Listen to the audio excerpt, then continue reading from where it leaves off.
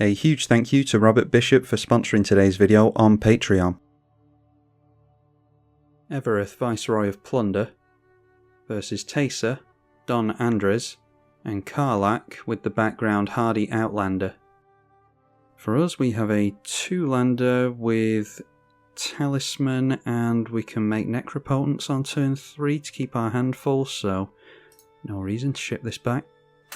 Gonna have to hope that we get into some lifelink damage with our commander though. Haven't seen a new version of Taser anytime recently, so I've been intrigued to see the new types of cards that we see in here.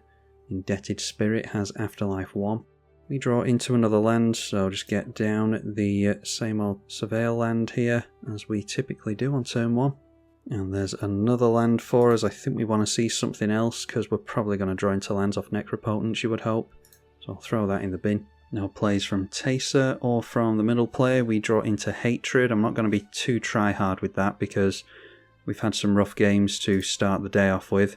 And this is Terax and I's third attempt of actually getting to play a game here. But I did decide to include Hatred in the deck just in case we need to knock a player out who's going off a bit too quickly for our liking, or we end up at a powerful game. That's the problem with random games on Magic Online, is you don't know the types of players you're going to go up against. And sometimes you just need an I win button, but we're nowhere near that yet anyway. A Sylvan Library, that card keeps showing up, but it comes into this game again in Karlak and the Hardy Outcaster. And there is Valky, that is going to affect each opponent, I think. Yeah, a creature card, so they have to take away our Marionette Master here. So Terax has shown us a Breaches, Kenrith's Transformation, Garrick's Uprising, a couple of basics, and a Professional Facebreaker. To the right we've got Casey's Welcome, Meat Hut Massacre, we will eagerly await, Bogart Trawler. I've just added this to the new Orzhov God that wants to exile things. Kambal Profiteering Mayor as well. Alright, and here we seem to still have the issue where cards remain revealed, so if this window remains open, even when he's drawing new cards, then we'll have to just tuck it away somewhere and not look at it. There we have, underneath then, a Kambal, Marionette Master, and the Facebreaker. Plays to Casey's Welcome, we just saw our opponent reveal that one, and then swings the 1-1 in against the 2-1. So I think we have to assume that our opponent might pay the 3 to make it a copy of this next turn, swing in with it to start ramping a little bit. We draw into Smouldering Marsh, so this will come into play tapped, so we can just play that as a tap land for the turn. Going to have to take some pain, unfortunately, if we want to go for the Necropotence, but I think we have to try and get into some actual sack fodder here. So I'll put 4 into Necropotence and we'll have to discard and exile a card. Ideally we'd be able to get down our commander, Hatred someone out of the game, then fling our commander at someone, and the other player can eat the triggered ability from Evereth where we pay 2, but that would be 9 mana in total, and it's not likely it's going to happen anyway, plus an active Evereth in play. But we'll see what we draw into here. We might be able to discard something else. A Myriad Landscape might be tempting.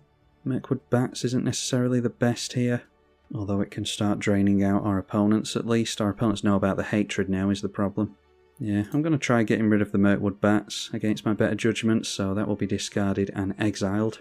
Sylvan Library going to trigger for the first time. Our opponent might lose some life to that as well. But we're still not really getting into sack fodder, unfortunately. Breaches, Eager Pillager. Does not have haste, but likely going to be making treasure with that as well. Arcane Signet for the Grixis player, so doesn't have a land to make this turn, I assume. Otherwise you do think he would have gone for the Facebreaker. The 2-1 swings in towards us, so deciding not to hold back the Valky as a blocker. Dark Confidant is one of the recent cards that he drew into, so plays that here and triggers his Casey's Welcome for the first time, drawing a card. He now has 5 cards in hand. And the land for the turn is a Spymaster's Vault, so that's the Connive one.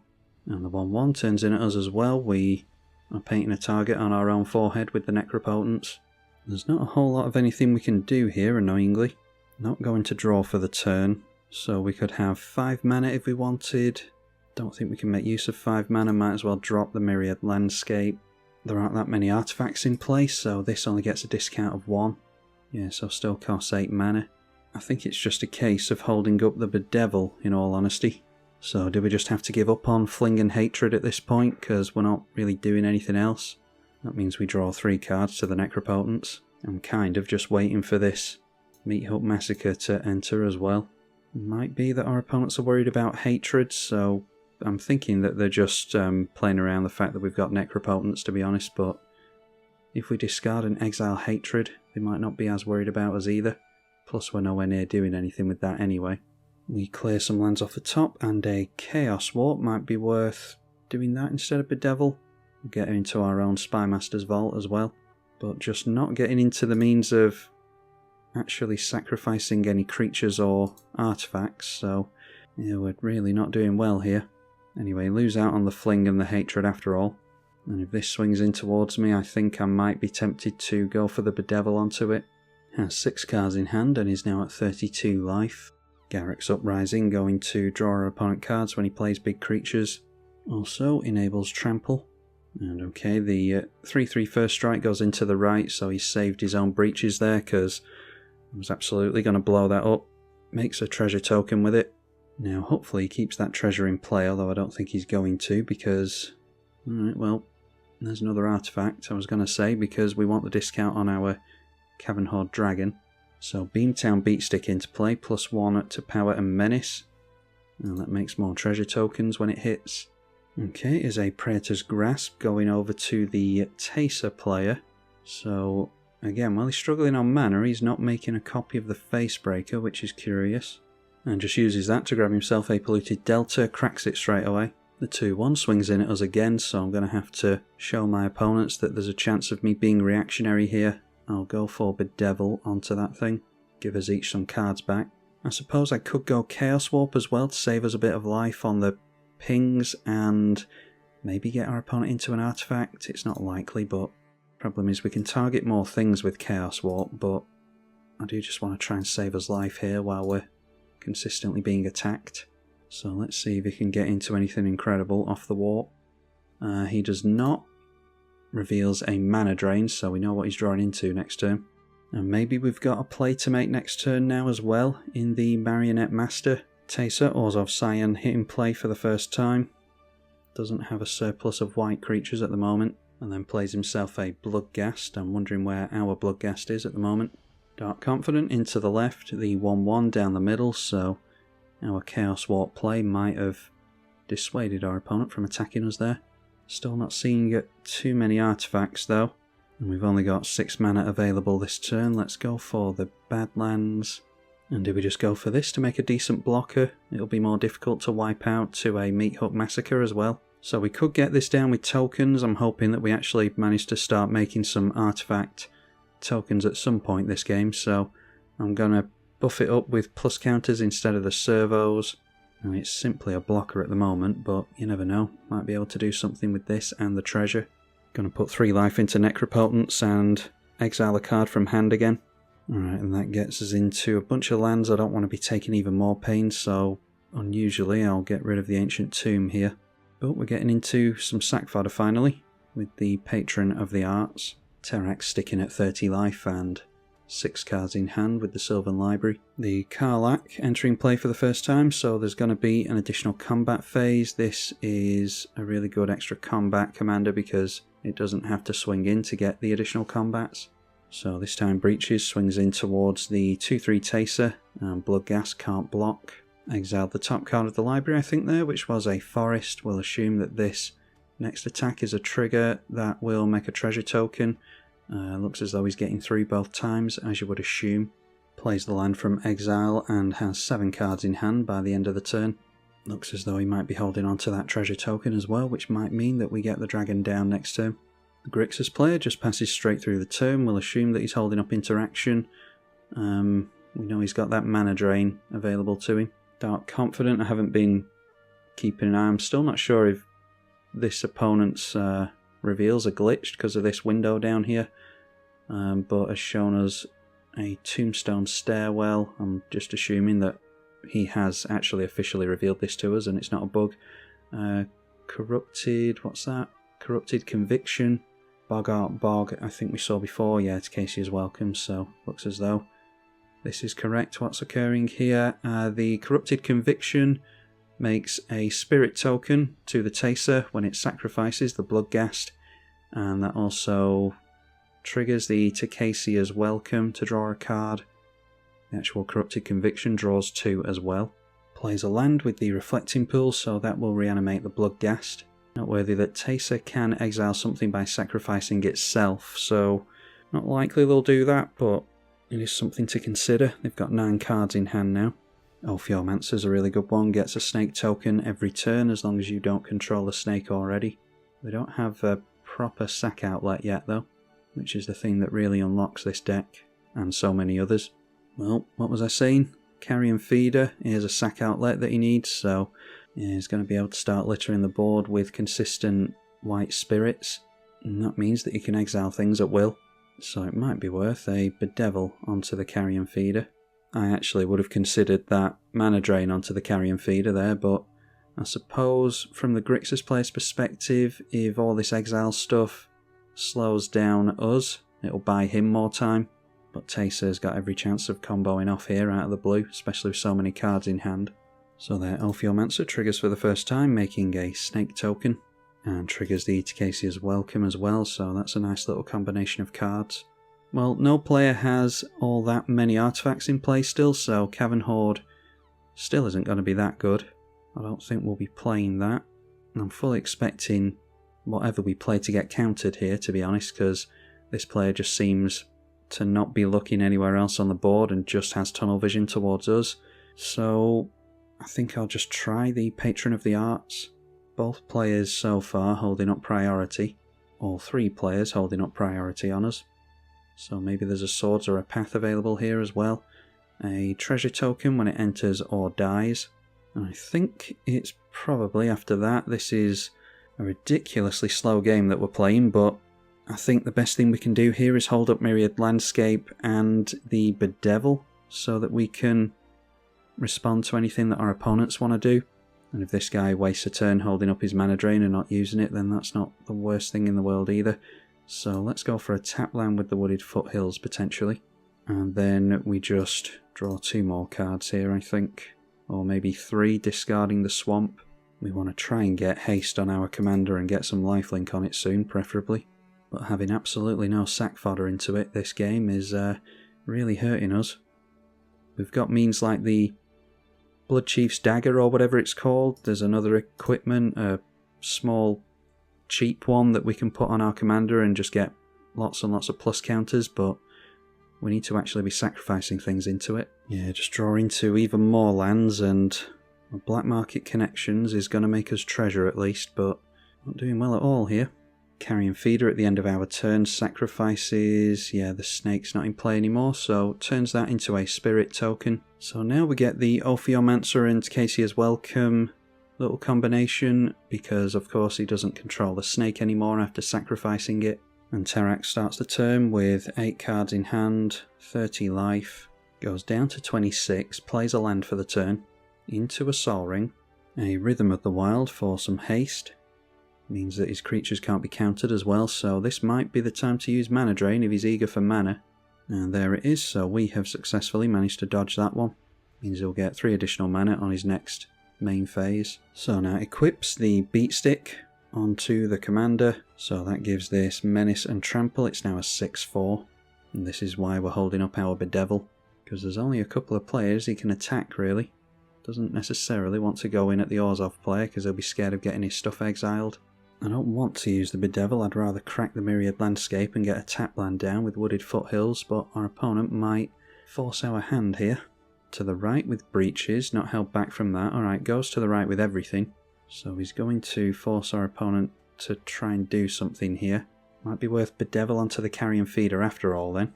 Makes a treasure token with Breaches. Swords to Plowshares out of our opponent's hand. We'll see what blocks he makes. That's obviously going on the commander. We'll see, he might have some means of hexproof here. Yep, that's a Tamio safekeeping, so gives hexproof to his commander, keeping it in play. So this is why you're not reactionary. Definitely wait for the blocks to be made here. Can make a more informed decision about our Bedevil then, because he can Taser in response, which he probably should if he's eager enough to get rid of the commander with swords, then he should be willing to get rid of some inconsequential white creatures to get rid of it.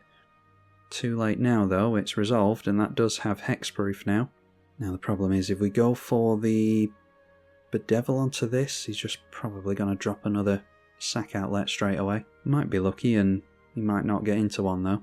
Now using Taser's ability. Okay, Carrion Feeder now sacrificing the snake, I'm guessing. The snake wouldn't have worked against either the Indestructible or the First Striker anyway. So makes another chump blocker. And does it again, sacrifices the Blood Gas this time, if the client wants to catch up. Gets rid of the Spirit. Might as well go through to make blocks before he sacrifices the things, although the Karlach will still be in play, and that has Trample. In fact, all the creatures have Trample, so scratch that. Not much point blocking at all. If you block and then sacrifice a creature, the trample damage goes straight through with everything. Our opponent feels as though he's in a tricky position here though. He's taking his time deciding on what to do. Just decides to take all the damage seemingly, so a treasure token made by the beat stick.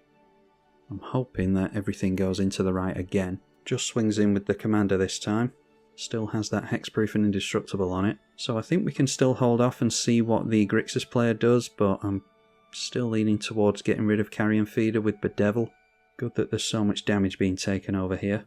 I'm surprised that he didn't go for exiling the commander when he had the chance. I'm not sure why he's felt the need to go to such a low life total, because he is at risk from our Marionette Master now, which is at 4 power still. Kenrith's transformation onto the commander is excellent. Guessing he just drew into that, or he might have done it before now, although maybe he was worried about blocks, putting it back into the command zone. So does he respond? Like I said before, Taser can sacrifice itself, which is probably what I would do here. Sacrifices Taser to the Carrion Feeder instead, so just puts a plus counter on this. Doesn't seem eager to make use of that exile effect from Taser, weirdly enough. Ophiomancer continuing to trigger, but nowhere near as potent now that the commander's gone down. Might be worth waiting until the end of this opponent's turn even, because if he feels as though he's going to make it round the table with a sack outlet, then he might not play another one that he might have in hand. If he goes through to the end step, he won't have time to play another sack outlet, and then we can blow this up and he's without for a turn. Anyway, we'll see what Don Andres wants to do with his mana drain mana. Takesi is welcome, still drawing cards every turn. Manages to make another land for the turn and has tapped down a bunch of mana into something. Just getting down his commander, and then decides to scoop, okay. So Dark Confident revealing another card, and hopefully it's a big one because we can take him out with the treasure token here if he loses 6 life. It goes down to 8. Revealed a Marionette Apprentice to us, he can't gain life with that one. He's still got the Meat Hut Massacre available to him, so if he wants to tap out into that, he'll be able to gain some life. He can put 1, 2, 3, only 4 into X, so not every creature is going to die. And he gains life from creatures opponents control dying, so it'll be 1 and 2. Yeah, he can get rid of Karlach as well, so that might be worth doing. The background player doesn't have haste at the moment. No, instead playing out the Taser again. Triggers the Takesi as welcome. So has 12 cards in hand. Hasn't had any ramp whatsoever, unfortunately.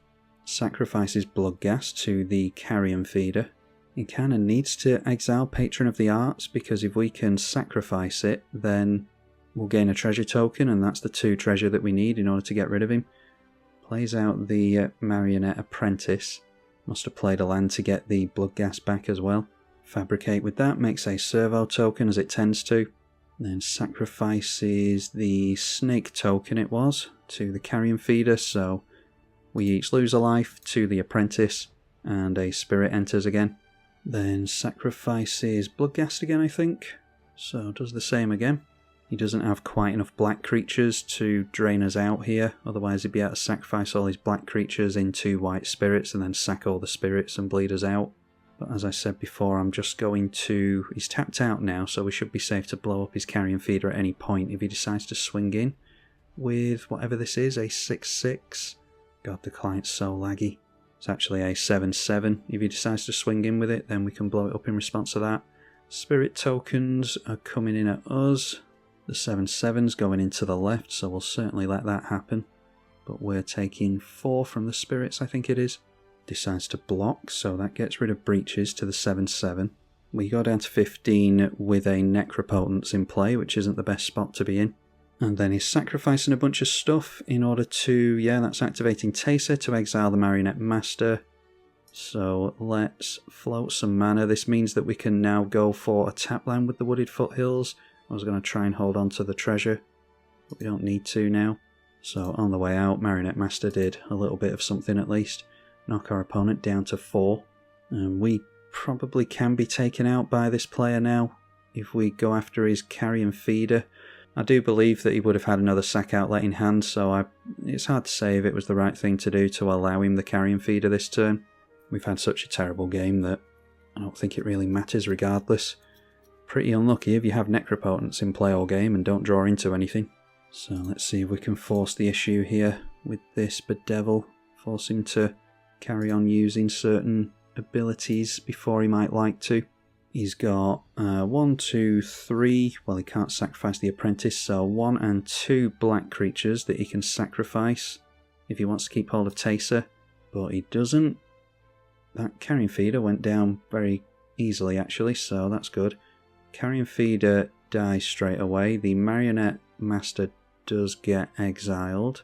He can obviously still sacrifice things with his commander, but that's going to be a lot more tricky to do. He's going to need decent targets, but he does sacrifice 3 creatures when he does it, and he's going to have to account for blockers from this player as well, so tricky spot. We've gone down to 11 to the Apprentice. Alright, decides to exile the commander over here that I can't show you for some reason. But the Taser has sacrificed 3 creatures to do that, so we go down a fair ways. And we got rid of an Afterlife creature, so another spirit is going to come into play to that. And we're going down to 8. Probably not going to do anything this game. Let's see. Yeah, he's still able to exile something, so even if we got our commander down, it wouldn't survive a turn cycle most likely. I'm just going to make use of the Wooded Foothills here and go down to 7. Like I said, I don't think we're going to be doing anything this game. But we can make Terrax's life a little bit easier by swallowing up some of the exile. This is why you play it out, because your plays can affect your opponent's plays, and that can then affect another player's plays, so it all bounces and ricochets off each other. 10 cards in Taser's hand, has to discard down. Ophiomancer continuing to make snakes, but now with the Carrion Feeder gone, it's not as good. Still draws to the enchantment though. Now can we make use of the Cavern Horde Dragon here? We're not going to draw thanks to Necropotence, but maybe we'll be able to make some treasure. All we can really do is force Taser's hand to get rid of our stuff. Discarded over here a Plum the Forbidden, Malakir Rebirth, and a Yawgmoth. It's noteworthy that Dark Confidant is still over here as well, so he actually can't sacrifice that with Carrion Feeder anymore, so that might kill him still. Drawn into plenty of lands this game, so don't think it really matters which one we go for. Cavern Horde Dragon costs 4 mana. You can sacrifice the treasure in response, so we don't get as many treasure, but we'll still have the dragon in play at least, which is a 6/6 flyer. Might be relevant. So let's see if we can do anything with the dragon here. We'll play the summit just so that we've got more different colours of mana. And turn the dragon into the left, knocking Terrax down to 13 hopefully. And surprisingly we do manage to land that, so that is going to make us 5 treasure tokens. And you see what an amount of pain our opponents would be in if the Marionette Master was still in play, so obvious why our opponent decided to get rid of that. Let's play the Evereth. There's nothing else we can really do here. The only problem with this commander is that you need to kind of go off on your own turn, because you can only do the sacrifice as a sorcery, and we haven't done well at all here. Oh damn it, I've gone through to the end step talking about the commander, when I should have drawn cards to Necropotence. Oh well, don't think it would have made a difference anyway. All we really care about is being able to gain life with Evereth. So Taser just needs to have a look at what Terrax wants to do, and then decide if he wants to do any exiles from there. Might be that he's able to just go wide on all of us. Could always reveal a land off the Confidant. Okay, Tooth and Nail, that is the type of thing that is going to stop any kind of stalemate. So that's 5, 6, 7, 8 and 9 if they want to go the full hog with that. 5, 6, 7, 8 and 9, so they are entwining it. Search for a couple of creatures, put them straight into play. Decides on a Dragon Hawk, Fate's Tempest, and a Halana and a Lena. Draws a card when one of them enters, and then just exiled a forest off the top with the Dragon Hawk because he's only got one big creature. Throws the beat stick onto the dragon, and then we get the trigger from this. So at the beginning of combat, plus counters on another creature you control where X is the power, and it gains haste until the end of the turn. So this thing now an 8/7. I don't think... Oh yeah, there are flyers here, so... This is Menace. Yeah, Menace, Haste, Trample and Flying. So should be able to trample through enough damage to the right, but Teysa can easily exile it. Kinda has to force his hand though, like I was trying to. Or he can swing in at us and play for the Dark Confidant, killing him off, I suppose. Yeah, so that seems to be what he's doing. He takes the Dragon Hawk in at us. There's nothing we can do. So, just have to take the damage, unfortunately. Oh, and there's the damage from this as well, of course. So at the beginning of your next end step, it deals 2 damage to each opponent for each of the cards exiled with it. And our opponent's lost his chance. He went through to the end step with Teysa available, but decided to leave the Dragon Hawk alone. And now with those triggers on the stack, he's lost his shot. But like we said a few times here, there's every chance he would have gone down to his own creatures anyway. So there we go, the Gruul player managing to wriggle out from underneath Teysa. Really clunky, awkward, really scruffy game, that one. I've said it a million times, but we just didn't make the draws that we needed. I think we hardly got into any sack fodder whatsoever. So there's not much more we could have done there, I don't think. Hopefully you all got some enjoyment from it anyway, and if you do want to see an actual game from Evereth, then hopefully I'll be able to get one for you, probably next week. Need to try and squeeze it out before the Aetherflux race car driving set, whatever it's called, comes out. We've only just got the Foundations Jumpstart cards on Magic Online this week, so that's why we're so late getting those out. Massive thank you to the patrons for their financial support of the channel. As ever, you can do so yourself via the link in the description below, and I will see you all in the next video, I hope. I'm tribalkai. Thank you for watching.